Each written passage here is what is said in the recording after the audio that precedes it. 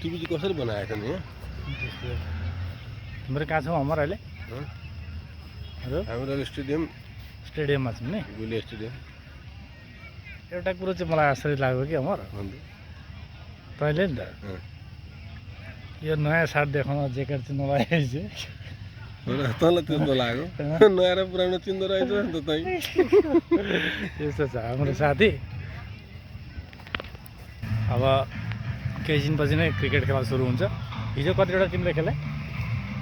यो 16वटा। 16वटा टिम। आज के फाइनल हुन्छ कि? आज फाइनल पनि भोलि फाइनल।